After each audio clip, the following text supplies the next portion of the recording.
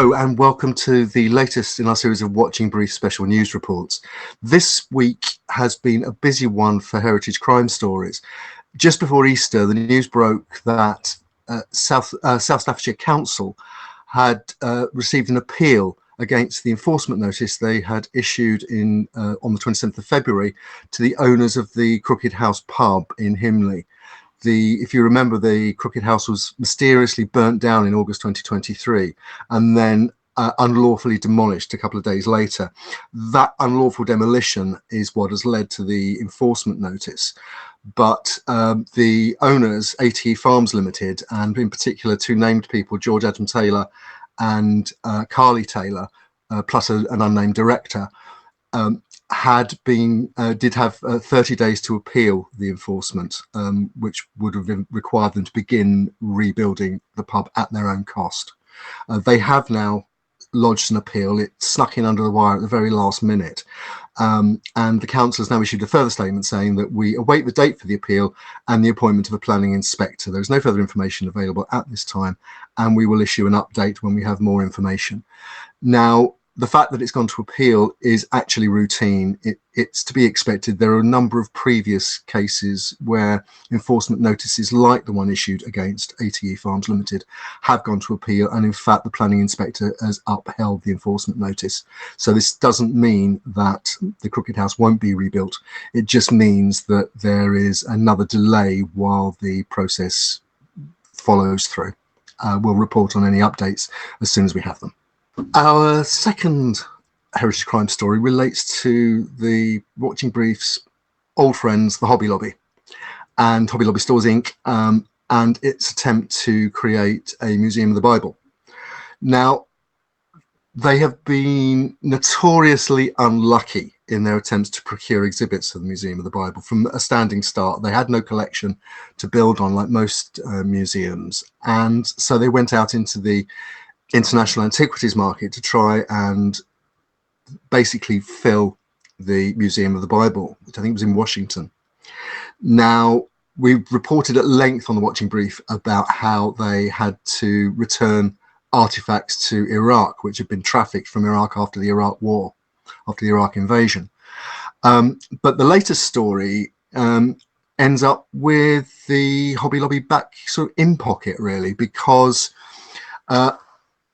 an American judge has found in their favor in a case against a former Oxford academic called Dirk Obink.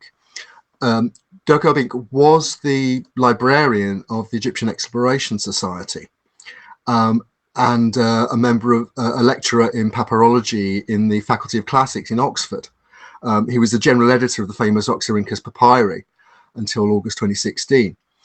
But in the course of those duties, he developed a commercial relationship with the Museum of the Bible, which is overseen by the Hobby Lobby, and sold them a whole series of papyrus fragments worth altogether around at least $6 million.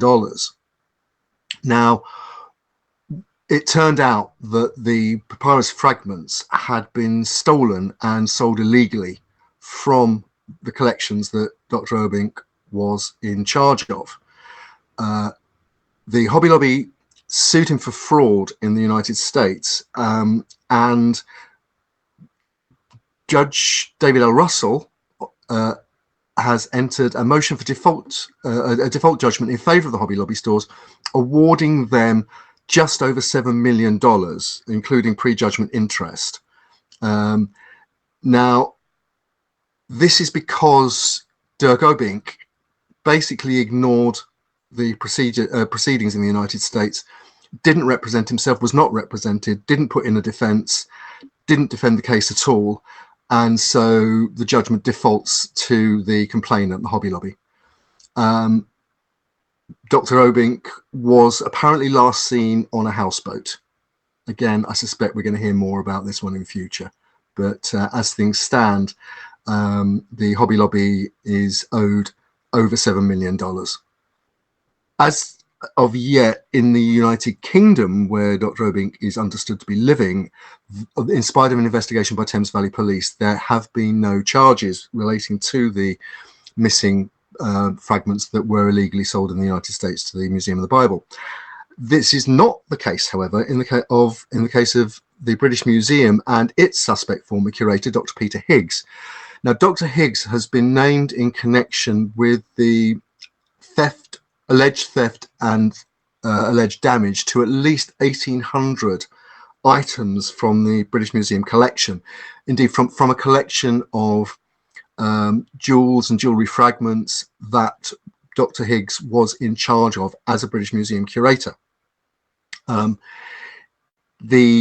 is an ongoing police investigation which limits what we at the Watching Brief can say about the events at the British Museum, but what we can do is report what's in the public domain and what's been reported in a civil trial which began where the British Museum is suing Dr. Higgs with regard to the alleged theft. The museum has told the court that they have evidence that Dr. Higgs was selling items from the collection over a period of at least 10 years to at least 45 buyers from around the world, and covered his tracks, quote, using false names, creating false documents and manipulating records. Now, that was information that came out of an initial hearing which took place at the end of March. In fact, it was on the 26th of March.